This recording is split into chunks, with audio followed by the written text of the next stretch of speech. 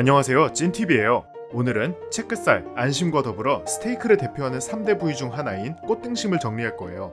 캐나다 최고의 무항생제 및 유기농 고기 전문 사육업체인 베레타에서 받은 등심으로 작업하겠습니다. 오늘도 야무지게 썰어볼까요? 소분할되어 유통되는 모든 고기들처럼 진공 포장을 제거한 뒤 흡수제를 사용하여 물기나 잔여물을 제거하겠습니다.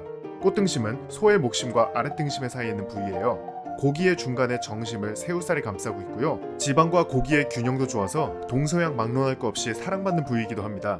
새우살은 엉덩이 쪽으로 향할수록 두드러지고 머리를 향할수록 점점 없어집니다. 구매하실 때 참고하시고요. 아랫등심 바로 뒤에 채끝살과 안심이 있습니다. 이렇게 보니까 가장 인기 있는 스테이크 부위는 다 등에 있네요. 이렇게 비싸고 인기 있는 부위인 등심은 정리마저도 너무 쉽습니다. 척추를 감싸는 면을 시작으로 새우살이 있는 옆면, 그리고 반대편의 지방층과 근막을 제거하겠습니다. 먼저 척추를 마주보는 면부터 정리해볼까요? 다른 부위와 달리 육질이 단단한 편이라 지방층을 분리하기가 굉장히 쉽습니다. 하지만 뼈를 마주하는 방향이다 보니 굴곡에 신경 써가면서 곡선을 따라 작업해주세요.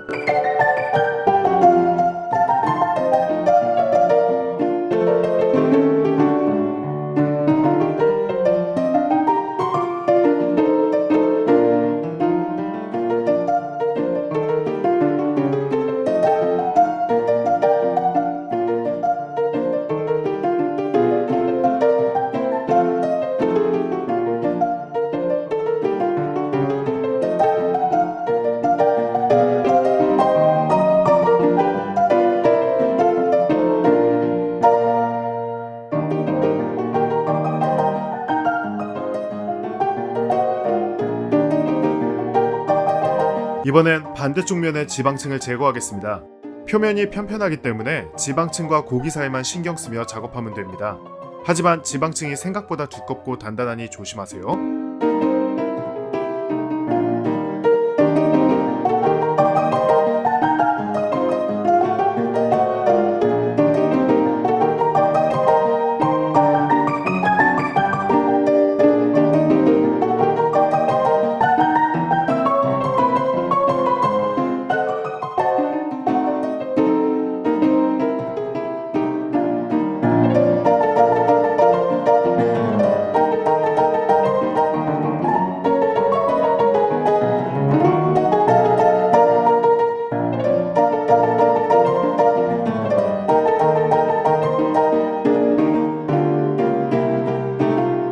다음으로 새우살이 있는 옆면입니다.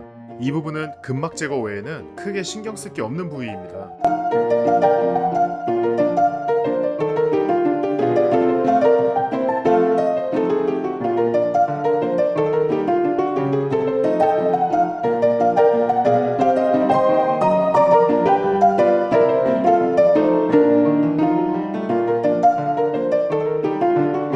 마지막으로 각 표면을 훑어보면서 놓친 부분만 정리해주시면 됩니다. 어때요? 참 쉽죠?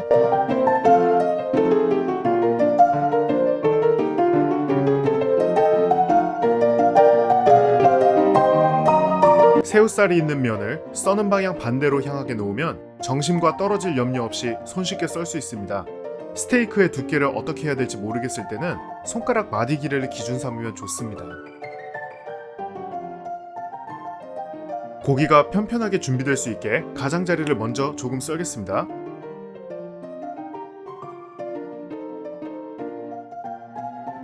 이 끄트머리는 오늘 저녁 라면에 넣어 먹어야겠네요. 만지지 마세요. 자, 이제 나머지 꽃등심들도 썰어볼까요?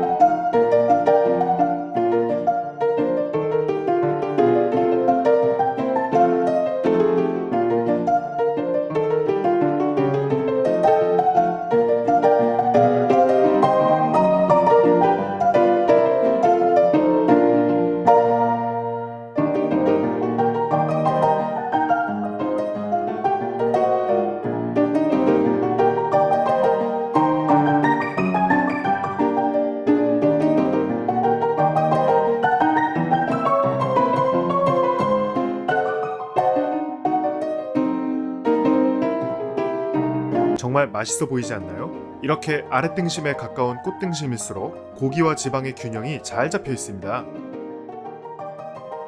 이건 윗등심 쪽을 향하는 등심이고요.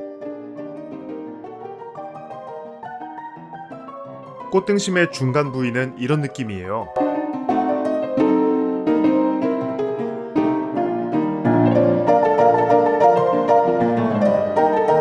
이렇게 3대 스테이크 고기 중에 하나인 꽃등심을 정리해보았습니다. 명성과는 다르게 정말 손질하기 쉬웠죠? 사실 등심은 마블링이 많지 않아도 기본적으로 육질이 좋아서 요리하기 정말 좋은 부위랍니다. 조금 짙은 육향과 적당한 식감을 원하신다면 등급이라는 편견을 버리고 한번 꼭 드셔보세요. 궁금한 점이나 의견은 쑥스러워하지 말고 공유해주세요. 정성껏 답변해드리겠습니다. 그리고 여러분의 구독은 제게 힘이 됩니다. 감사합니다. 다음 영상에서 또 만나요.